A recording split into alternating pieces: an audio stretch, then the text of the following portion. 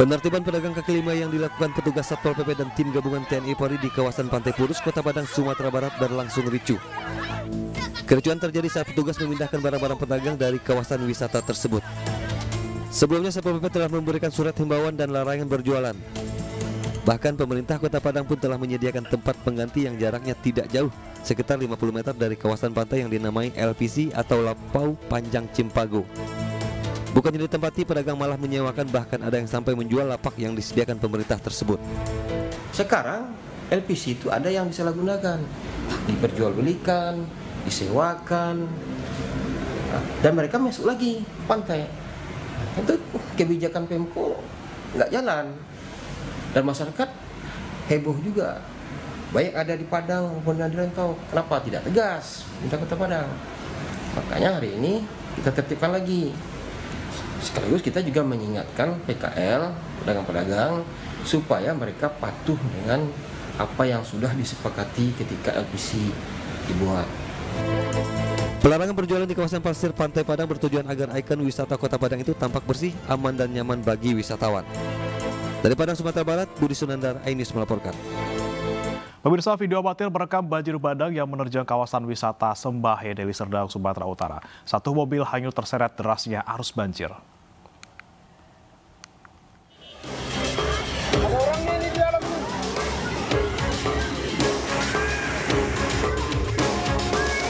Banjir bandang menerjang kawasan wisata Sembahe, Kecamatan Sibolangit, Kabupaten Deli Serdang, Sumatera Utara.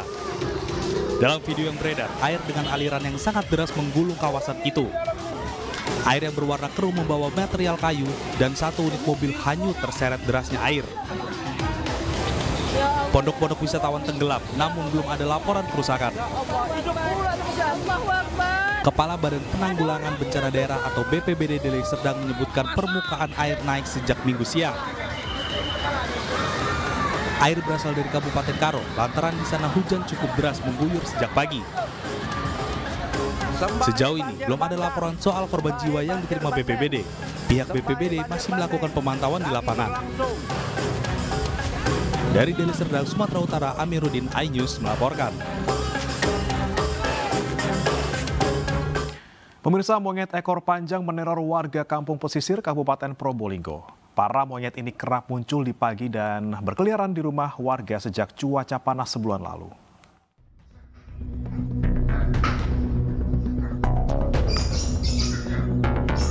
Dua monyet liar teror pemukiman warga di Kabupaten Probolinggo, Jawa Timur.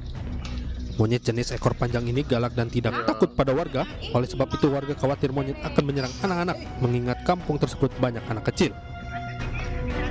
Selain itu, para monyet juga kerap mencuri kunci kendaraan warga, makanan dan buah-buahan di sekitar permukiman, bahkan pakaian yang sedang dijemur. Itu ngambil kunci, kontak, makanan masuk ke rumah. Ya bahan tapi nggak aman gitu loh. Khawatir gitu.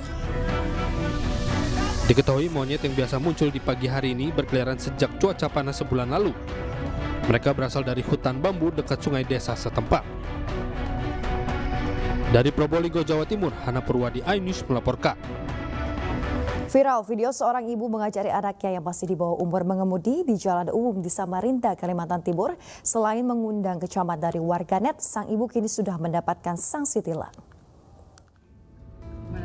Oke, fokus depan. Sedikit klakson.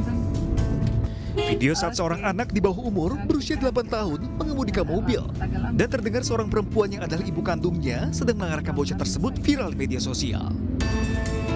Setelah viral, sontak mendapat hujatan dari warganet.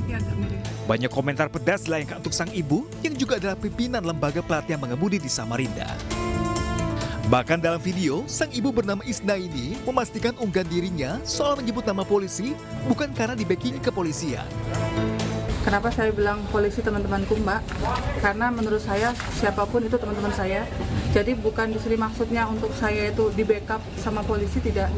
Karena emang semua orang siapapun itu adalah teman-teman saya. Jadi di sini dalam arti saya nggak dapat backingan, saya nggak di backup, nggak minta perlindungan juga. Karena semuanya sama menurut saya, teman-teman saya juga gitu. Jadi saya juga minta maaf kalau misalnya mungkin ada yang menilainya berbeda. Yang pertama, kita melakukan penilangan. ya kepada yang bersangkutan dengan pasal 281 junto pasal 77 ayat 1 ya. Serta juga di sana ada unsur pelanggaran pengemudi anak di bawah umur. Ya. Kemudian kita juga memberikan surat peringatan ya kepada sekolah mengemudi LPK Sofu Isnadana, karena kebetulan Ibu Isna ini adalah pimpinan ya, pimpinan dari LPK itu sendiri, pimpinan sekaligus tenaga pengajar di LPK tersebut. Kepolisian pun mengimbau pemilik LPK dan orang tua untuk lebih bijak serta tidak mengajari anak di bawah umur mengemudikan kendaraan. Dari Samarinda, Kalimantan Timur, Hashim Ilyas, iNews melaporkan. Polisi menetapkan WNA asal Australia yang meludahi imam masjid di Bandung, Jawa Barat sebagai tersangka. Penetapan tersangka merupakan hasil pemeriksaan selama 10 jam.